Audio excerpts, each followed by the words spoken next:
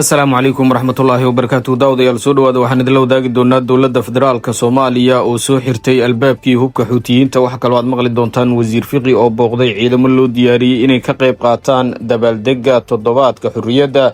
sidoo kale waxaad maqli doontaan xaaladaha guud ee dalka. soo dhawaada. haddii aad inagu cusub tahay janaalka subscribe inoo saar, muuqaalka inoo laagaray, asxaabtaada la wadaag, aragtidaadana inoogu soo gudbay qaybta faallada. mahadsanidin.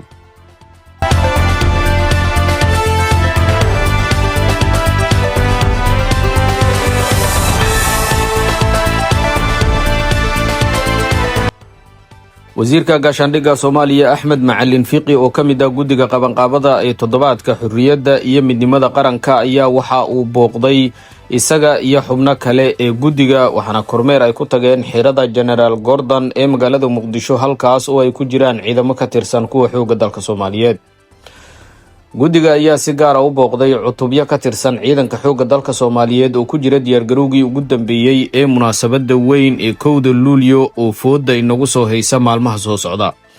ciidamadan ayaa loo diyaariyey inay soo bandhigaan dhoolotusyo iyo bandhigyo lagu maamuusayo maalinta madax bannaanida iyo midnimada Soomaaliya si ay qayb uga noqdaan dabaaldega maalinta 1 luulyo. inta uu socday kormeerka, xubnaha guddiga ayaa warbixin ka dhageystay saraakiisha hogaaminaysa ciidamada, kuwaas oo faahfaahin ka bixiyay heerka uu marayo tababarka iyo qorshaha lagu soo bandhigayo dhoolatusyada kala duwan. saraakiishu waxay sheegeen in ciidamada ay si buuxda ugu diyaargaroobeen in ay shacabka Soomaaliyeed u soo bandhigaan xirfadooda iyo awoodooda ciidan. wasiirka gaashaandhigga Soomaaliya Axmed Macalin Fiqi oo dhankiisa hadlay ayaa bogaadiyey heerka uu marayo diyaargarowga ciidanka xoogga dalka Soomaaliyeed, wuxuuna ku dhiirigeliyey ciidamada inay sii laba jibaaraan dadaalkooda si ay shacabka Soomaaliyeed ugu soo bandhigaan tayadooda iyo awoodooda ciidan.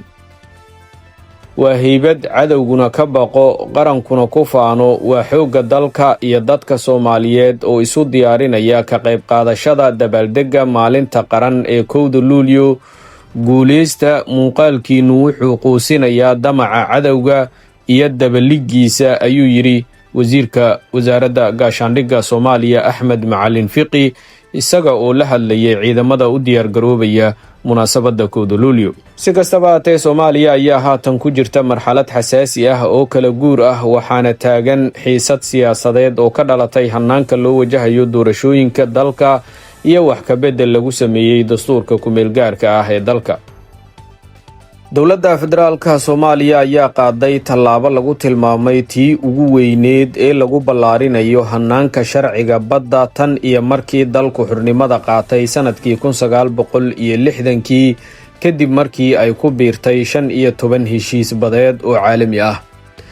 tallaabadan ayaa Soomaaliya siinaysa saldhig sharci oo cusub oo ay ku xoojinayso maamulka baddeeda, ilaalinta xeebaha, badqabka maraakiibta, xuquuqda badmaaxiyiinta iyo sidoo kale ka faa'iidaysiga dhaqaalaha buluugga ah. wasiirka dekedaha iyo gaadiidka badda Soomaaliya Cabdulqaadir Maxamed Nuur Jaamac ayaa sheegay in Soomaaliya ay muddo 10 sano ah lahayd kaliya 3 heshiis badeed oo ay horay u ansixiyeen, inkastoo dalka uu leeyahay xeebta ugu dheer Afrika islamarkaana uu ku yaallo marino muhiim u ah ganacsiga caalamka.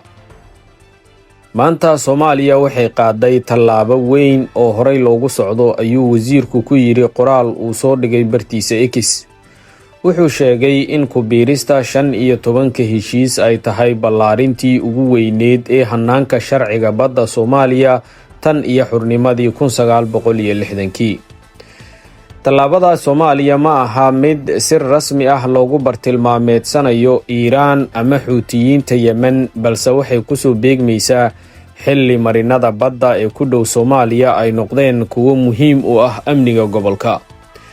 Xuutiyiinta Yemen oo ay taageerto Iiraan ayaa tan iyo dagaalka Gaza kordhisay weerarada ay ka fuliyaan badda cas iyo gacanka cadmeed. kooxda ayaa gantaalo iyo diyaarado aan duuliyo lahayn iyo doonyo qaraxye sida u adeegsatay inay ku bartilmaameedsato maraakiib ganacsi, iyadoo sheegtay inay cadaadis ku saarayso Israa'iil iyo xulufadeeda. weeraradaas waxay sare u qaadeen muhiimadda marinada badda ee isku xira badweynta Hindiya, gacanka cadmeed, Baab al-Mandab iyo badda cas, waana marin ay maraan ganacsi caalami ah shidaal, badeecooyin iyo maraakiib militari, waxaana qalqal kasta oo ka dhaca uu saameyn toos ah ku yeeshaa qiimaha gaadiidka badda iyo xasiloonida gobolka. Maraykanka, Britain iyo dalal kale ayaa muddooyinkii dambe kordhiyey howlgallada ay ku baadigoobayaan maraakiib looga shakiyo in ay hub u sidaan Xuutiyiinta. Howlgalladaas ayaa lagu qabtay doonyo iyo maraakiib yaryar oo lagu eedeeyey in ay wadeen qaybo gantaallo, hubka lidka maraakiibta, walxo qarxa iyo sidoo kale qalab kale oo militari. Qaar ka mid ah howlgalladaasi ayaa ka dhacay biyaha u dhow Soomaaliya ama marinada u dhexeeya Geeska Afrika iyo Yemen, taasoo muujisay sida xeebaha Soomaaliya iyo gacanka cadmeed ay uga dhex jiraan xisaabta weyn ee hubka loo gudbiyo Xuutiyiinta. Dadka la socda amniga badda ayaa sheegaya in marka cadaadis xooggan la saaro marin toos ah oo hub looga raro Iiraan kuna wajahan dekedaha ay Xuutiyiintu ka taliyaan ee Yemen, shabakadaha tahriibka ay raadsadaan wadooyin kale. Wadooyinkaas waxaa ka mid noqon kara in doonyo ay hoos ugu sii leexdaan dhinaca xeebaha Soomaaliya kadibna ay mar kale u gudbaan Yemen, ama in rarka hubka lagu qariyo ganacsi caadi ah. Sidaas darteed muhiimadda Soomaaliya kuma koobna inay leedahay xeeb dheer. Waxaa muhiim ka dhigaya meesha ay ku taallo. Biyaha Soomaaliya waxay ku dhow yihiin marino ay isku dhaafaan hub, shidaal, ganacsi oo sharci ah, tahriib iyo dhaqdhaqaaqyo militari oo caalami ah. Haddii Soomaaliya ay hesho awood sharci ah oo ay kula shaqayso maraakiibta reer galbeedka iyo hay-adaha caalamiga ah, waxay yeelan kartaa door ka weyn kii hore ee la socodka iyo ka hortagga maraakiibta laga shakiyo. Taasi waxay muhiim u noqon kartaa dadaalada lagu xakameynayo hubka gaaraya Xuutiyiinta. Waxaa sidoo kale jirta cabsi ah in hubka loogu talagalay Yemen uusan mar walba halkaas gaarin. Qaar ka mid ah khuburada amniga ayaa muddo dheer ka digayay in shabakadaha hubka ee gobolka ay isku xiran yihiin, islamarkaana hubka mara xeebaha Soomaaliya uu mararka qaar geli karo gacanta kooxaha nabaddiidka ah ee ka dagaalama gudaha Soomaaliya. Arrintaas ayaa ka dhigaysa in ku biirista Soomaaliya ee heshiisyada badda ay leedahay laba dhinac, mid caalami ah oo la xiriira xakamaynta hubka Xuutiyiinta iyo mid gudaha ah oo la xiriira ilaalinta amniga Soomaaliya. Wasiirka dekedaha iyo gaadiidka badda ee Soomaaliya ayaa sheegay in maqnaashaha heshiisyadan ay muddo dheer badda Soomaaliya ka dhigtay mid nugul. Deegaanka badda aan si buuxda loo ilaalin, badmaaxiyiinta Soomaalida ahna aysan helin xuquuqda ay mudan yihiin. Farqigaas wuxuu ka tegay biyaheenna oo nugul, deegaanka badda oo aan la ilaalin, iyo badmaaxiyiinteenna oo aan haysan xuquuqdii ay mudnaayeen, ayuu yidhi wasiirka.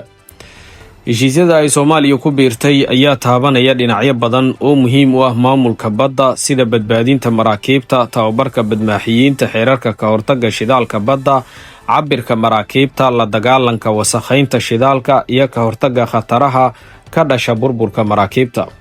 Laakiin qaybta ugu xasaasisan ee tallaabadan ayaa ah in Soomaaliya ay hadda hesho qaab sharci oo caalami ah oo fududayn kara in ay la shaqayso dalalka kale, gaar ahaan marka laga hadlayo maraakiibta lagu tuhmo hub argagixiso ama falal amni darro oo badda ka dhaca.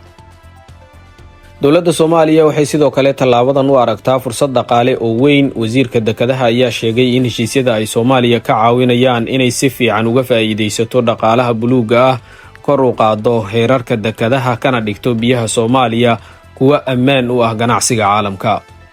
Wuxuu xusay in dekedaha Muqdisho iyo Berbera ay horey ugu jireen kuwa ugu waxqabadka wanaagsan Bariga Afrika, sida lagu muujiyey qiimeynta Bangiga Adduunka ee waxqabadka dekedaha. Guud ahaan daawadayaal, warbixinteennii intaa ayaan kusoo gabagabeynaynaa. Waxaan idinka codsanaynaa haddii aad inagu cusub tahay inaad janalka subscribe inoo saarto, muuqaalka inoo like garayso, asxaabtaada la wadaagto, aragtidaadana aad inoogu soo gudbiso qaybta faallada. Mahadsanidin.